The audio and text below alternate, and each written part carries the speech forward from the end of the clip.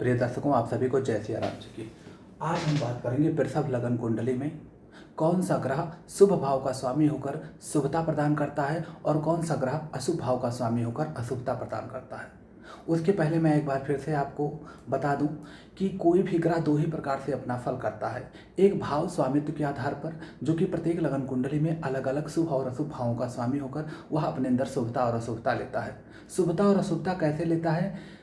जिन भावों का स्वामी होता है उस भाव से जो जो अच्छी या बुरी चीज़ें देखी जाती हैं, उन्हीं के गुण धर्म स्वभाव को वह अपने में समाहित कर लेता है। दूसरा वह फल करता है नैसर्गिक फल, नैसर्गिक गुण धर्म और स्वभाव के अनुसार फल, जो शाश्वत है, जो हमेशा वो करेगा ही करेगा। और यह फल किस आधार पर करेगा, किस मात्रा में करेगा, यह उसके सडबल से देखा जाता है, अर्थात ग्रहों के बलाबल से देखा जाता है। जितना अधिक ग्रह बलवान है उतना ही अपने नैसर्गिक गुण धर्म और स्वभाव का वह फल करेगा। तो दोस्तों, देर ना करते हुए आइए आप हम वृषभ लगन कुंडली की विवेचना करते हैं लघु पाराशरी के विशेष नियम के अनुसार, स्टेप बाय स्टेप। देखिए, ये वृषभ लगन की कुंडली है। सबसे पहले हम देखते हैं कि वृषभ लगन का स्वामी शुक्र होता है, यानी कि लग्नेश आपके शुक्रदेव बनते हैं। तो पता क्या चलता है कि लग्नेश शुक्र की दो राशियां होती हैं, एक तो वृषभ राशि और दूसरी तुला राशि। तो पहला नियम लगता है कि लग्नेश सदैव शुभ फल करता है। क्यों? क्योंकि लगन भाव आपका त्रिकोण भाव और केंद्र भाव दोनों कहा जाता है। फिर तो लग्नेश शुभ होने से यहाँ पर शुक्रदेव हमेशा शुभ फल ही करेंगे। लेकिन फिर दूसरा मैटर आ जाता है कि कोई भी ग्रह अपनी सामान्य राशि की अपेक्षा अपनी मूल त्रिकोण राशि का ज़्यादा फल करता है। तो जब ग्रह मूल त्रिकोण राशि का फल ज़्यादा करता है तो शुक्रदेव की मूल त्रिकोण राशि तुला होती है और तुला छठे घर में आ जाती है। यानी कि छठे घर का जो रोग ऋण शत्रु है, जो अवरोध रुकावट है, जो प्रॉब्लम्स आती हैं, उसका गुणधर्म स्वभाव शुक्रदेव में आ गया है लग्नेश में। तो लग्नेश होने से शुभ फल, खष्टेश होने से अशुभ फल, लेकिन लग्नेश सदैव शुभ होता है, फिर भी मूल त्रिकोण राशि का फल ग्रह जरूर करता है, तो सर्वाधिक करता है। तो शुक्रदेव यहाँ पर शुभ फल करेंगे, लेकिन मिश्रित शुभ फल, मध्यम शुभ फल करेंगे। और किसी भी चीज की प्राप्ति में शुक्रदेव यहाँ पर थोड़ा सा अवरोध रुकावट, रोग ऋण शत्रु मतलब अवरोध रुकावट, मुसीबतें, प्रॉब्लम्स, ऑब्स्टेकल्स, बाधाएं, ये देने के बाद ही कोई भी रिजल्ट शुक्रदेव आपके पक्ष में देंगे। दूसरी इंपॉर्टेंट चीज, ग्रहों की प्लेसमेंट बहुत मैटर करती है। जैसे धन भाव में जब कोई ग्रह बैठता है, लग्नेश अगर धन भाव में बैठता है तो धन योग बना देता है दूसरे ग्रह में घर में। केंद्र में उसकी स्थिति अच्छी मानी जाती है, त्रिकोण में भी अच्छी स्थिति मानी जाती है। एक नियम मैं आपको अभी बता दूं, फलादेश में सिखाऊंगा। जब प्रत्येक लगन कुंडली में प्रत्येक ग्रह किन किन भाव में कैसा फल करता है। जब कोई ग्रह 6, 8 या 12वें स्थान में त्रिक स्थान में बैठता तो उस भाव की हानि करता है। जब कोई ग्रह जिस भाव में नीच का हो जाता तब भी उस भाव की हानि करता है, और जिन चीज़ों का कारकत्व तो उसे प्राप्त होता उन चीज़ों की भी हानि करता है। और जहाँ 6, 8, 12 के स्वामी बैठते हैं उस भाव की भी हानि करते हैं। ये हम फलादेश में सीखेंगे। अभी समझिए कि लग्नेश शुक्र लग्नेश होने से शुभ फल और खष्टेश होने से अशुभ फल। अशुभ फल इसलिए भी देगा क्योंकि तुला राशि छठे भाव में है, तो यहाँ पर शुभता लिए हुए मध्यम फल करेगा, मिश्रित फल करेगा। बात करते हैं बुधदेव की। बुधदेव की एक राशि दूसरे भाव में और दूसरी राशि पंचम भाव में पड़ती है। आप कहेंगे कि द्वितीय जो होता है अपनी दूसरी राशि के अनुसार फल करता है। तो द्वितीय कौन है? यहाँ पर जो द्वितीय बने हैं वह बुधदेव बने हैं। तो बुधदेव की दूसरी राशि कहाँ है? पंचम भाव में है। पंचम भाव त्रिकोण होता है, त्रिकोण के स्वामी सदैव शुभ, तो बुधदेव यहाँ पर योग कारक हो जाते हैं, शुभ फल देने वाले हो जाते हैं। फिर आप कहेंगे कि कोई ग्रह अपनी मूल त्रिकोण राशि का ज्यादा फल करता है, तो बुध की मूल त्रिकोण राशि कन्या होती है और कन्या राशि त्रिकोण में है। इस आधार पर भी बुधदेव यहाँ पर शुभता लिए हुए योग कारक का फल करेंगे।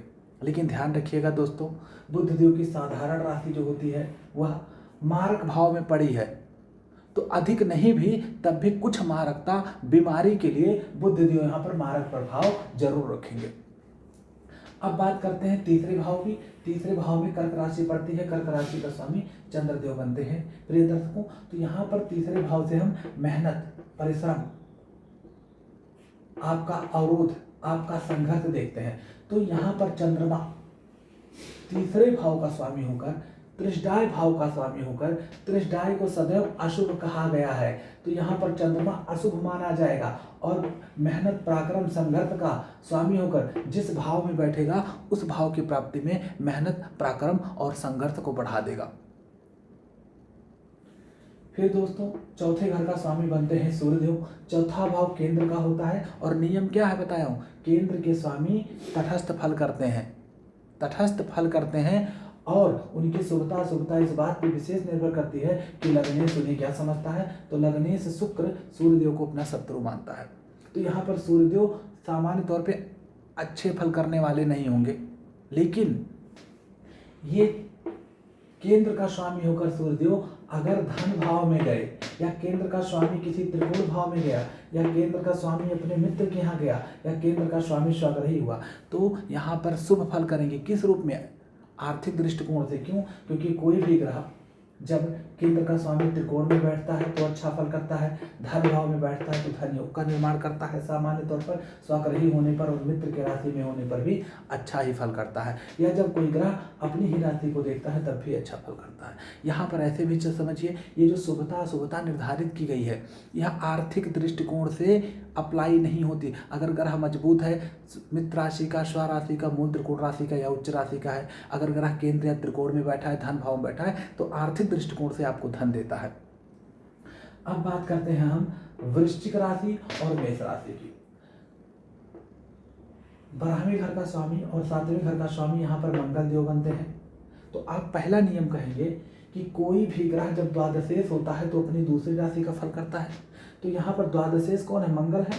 तो मंगल देव की दूसरी राशि सप्तम भाव में है। सप्तम भाव आपके केंद्र का भाव है, और जब सप्तम भाव आपके केंद्र का भाव, तो केंद्र भाव क्या? तटस्थ। तो मंगल यहाँ पर तटस्थ फल करना चाहिए, मतलब सम, ना शुभ ना अशुभ। लेकिन ध्यान रखिएगा, मंगल देव के बारे में भी कहा गया है कि मंगल देव पापी ग्रह है, और पाप ग्रह अगर केंद्र का स्वामी हो तो उसका पापत्व तो कम होता है, अशुभता उसकी खत्म होती रहती है। इसीलिए कहा जाता है ना, केंद्र के स्वामी पापी ग्रह हो तो उनकी अशुभता कम होती है। तो इस आधार पर मंगल देव की अशुभता कम होनी चाहिए। लेकिन आप ये समझिए कि कोई भी ग्रह अपनी मूल त्रिकोण राशि का ज़्यादा फल करता है। मूल त्रिकोण राशि किस भाव में है? 12वें घर में। और 12वें घर खर्चे का है, त्रिक भाव है, और त्रिक भाव के स्वामी जिस भी भाव में बैठते हैं, जहाँ देखते हैं उस फल को हानि करते हैं, नष्ट करते हैं, उस भाव से संबंधित फल प्राप्ति में बाधाएं रुकावटें करते हैं। और 12वें घर से हम पृथकतावादी भी देखते हैं। 12वें घर के स्वामी को हम पृथकतावादी ग्रह भी कहते हैं, अर्थात इसमें अलग करने की टेंडेंसी होती है। तो किसी भी भाव के शुभ फल को प्राप्त करने में ये अलग कर देगा आपसे, यानी कि फल प्राप्ति में बाधा करेगा। तो ऐसे भी आप समझ सकते हैं कि द्वादशेष त्रिक होने से सदैव बुरा, सप्तमेश होने से, केंद्र का स्वामी होने से अशुभता कम होगी। तो यहाँ पर मंगल जो होता है वह पूर्ण मारक का काम ना करके सप्तम भाव मारक के शुद्ध मारक भाव होता है, वह सहयोगी मारक या सामान्य मारक का ही कार्य करेगा। क्योंकि लग्नेश का शत्रु भी है, इसलिए सामान्य मार्केश माना जाएगा, न कि पूर्ण मार्केश। क्यों? क्योंकि मंगल देव यहाँ पर केंद्र का स्वामी होने से उनका अशुभ प्रभाव कम होगा। अब बात करते हैं हम धनु राशि और मीन राशि की। आप जानते हैं कि देवगुरु बृहस्पति जो होते हैं वह धनु राशि और मीन राशि के स्वामी होते हैं।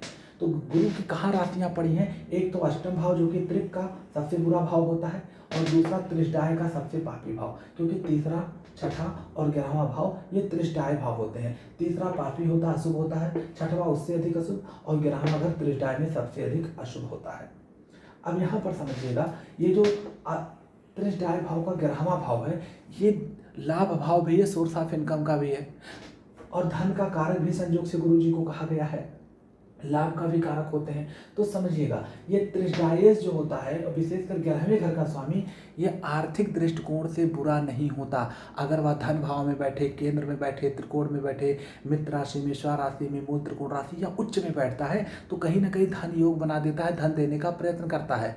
ये जो त्रिशदाय होता है, आप देखेंगे छठा घर रोग ऋण शत्रु का है, और छठे से छठा 11वां भी रोग ऋण शत्रु का है। तो ये बीमारी के लिए अशुभ फल विशेष करता है।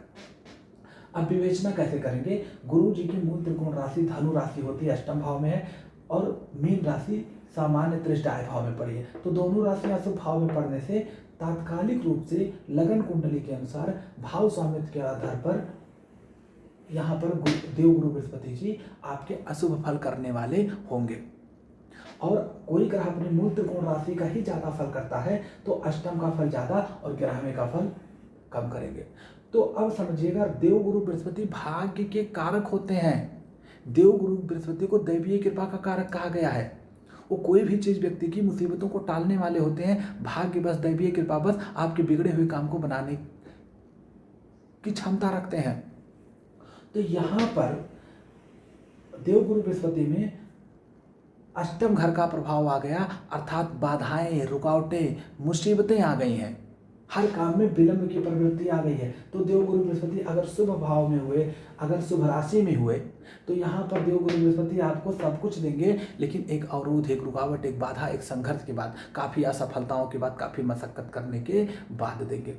लेकिन फिर भी भाव स्वामित्व के आधार पर देवगुरु बृहस्पति अशुभ हुए। लेकिन अगर बली हुए मित्र राशि का, स्वराशि का, मूल त्रिकोणा का, उच्च का, अच्छे भाव में, अच्छी राशि में हुए, तो जिन जिन चीज़ों के कारक हैं उनको देंगे। अब बात करते हैं वृषभ लग्न कुंडली में 9 मेष और 10 मेष शनि जी की। नवम जो होता है भाव, यह त्रिकोण भाव का सर्वाधिक बली और सर्वाधिक शुभ भाव कहा गया है। त्रिकोण का सर्वाधिक शुभ भाव होता है और 10वां भाव तटस्थ होता है, सर्वाधिक बली केंद्र होता है। तब समझिएगा, कोई भी ग्रह अपनी मूल त्रिकोण राशि का तो एक तरफ से ज़्यादा फल करता है, तो यहाँ पर शनि 2 स्थितियों में काम करेगा। एक तो पहले तटस्थ हो गया, क्यों? क्योंकि केंद्र का स्वामी होकर नाशुभ रह गया।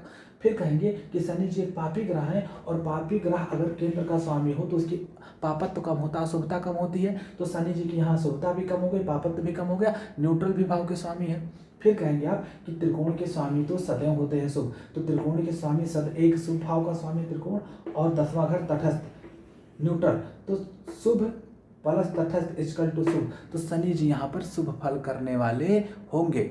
लेकिन आपको समझना है, ऐसा नहीं कि कह दीजिए वृषभ लग्न कुंडली में। एक चीज़ और समझ लीजिए कि जब कोई ग्रह केंद्र और त्रिकोण और केंद्र दोनों का स्वामी एक साथ होता है तो उसे अति योग कारक, अति राजयोग कारक कहा जाता है। तो वृषभ लग्न कुंडली में जो शनि जी है यहाँ पर अति राजयोग कारक, अति योग कारक हो जाएंगे। यानी कि आपको, और योग कारक ग्रह की विशेषता क्या होती है कि वो जहाँ बैठेगा, जहाँ देखेगा, वहाँ शुभ फल ही करेगा। लेकिन आपको एक चीज़ समझना होगा कि शनि की दृष्टि में कालापन कहा गया है, शनि की दृष्टि हानिकारक होती है, और शनि जी तात्कालिक रूप से देने वाले हो गए हैं योग कारक होने से। तो अब शनि जी की प्लेसमेंट अगर अच्छी हुई तो शनि जी सब कुछ यहाँ पर देंगे, लेकिन कैसे? अपने नैसर्गिक गुण धर्म और स्वभाव के अनुसार। पहले अवरोध देंगे, रुकावट देंगे, बाधा देंगे, दुख देंगे, संघर्ष देंगे, मेहनत देंगे, कर्म करवाएंगे, नाक रगड़वा देंगे, तब शनि जी यहाँ पर देंगे। जब हम लग्न कुंडली की विश्लेषण करेंगे कि वृषभ लग्न कुंडली में शनि जी किस भाव में, 12 भाव में कैसे फल करेंगे, वहाँ संपूर्ण विवेचना होगी। लेकिन अभी समझिएगा कि भाव स्वामित्व के आधार पर शनि जी योग कारक हो गए हैं, तो शनि जी आपको सब कुछ देने को तैयार है। लेकिन अपने नैसर्गिक गुण धर्म और स्वभाव के अनुसार देंगे, और अपने बलाबल के अनुसार देंगे। और बलाबल मुख्य रूप से षडबल से देखा जाता है। तात्कालिक रूप से अगर षडबल नहीं भी रहता है व्यक्ति के पास, तो कम से कम उसकी डिग्रियां देखकर काम चला ली जाती हैं, और शुभ और अशुभ भाव, शुभ और अशुभ राशियां देख के काम चला लिया जाता है। प्रिय दर्शकों, मैं कल मिथुन लगन और कर्क लगन 2 कुंडलियों का विश्लेषण करूंगा, और जैसे ही 12 लगन कुंडलियों का विश्लेषण शुभता हो जाएगी, मैं प्रत्येक लगन कुंडली में प्रत्येक ग्रह को 12 भाव में बैठाकर एकदम सटीक विवेचना करूंगा। आप इसके लिए हमारे चैनल से जुड़ सकते हैं, और हमारे द्वारा प्राप्त ज्ञान से आप लाभ ले सकते हैं। अगर आप अपनी कुंडली की विवेचना हमसे करवाना चाहते हैं, मात्र 501 रुपये में हम आपकी संपूर्ण कुंडली की विवेचना करते हैं, और आपके सभी प्रश्नों का उत्तर सटीक उपाय के साथ में देते हैं। मैं पंडित राघवेंद्र उपाध्याय, प्रयागराज उत्तर प्रदेश से आप सभी को जय सिया राम।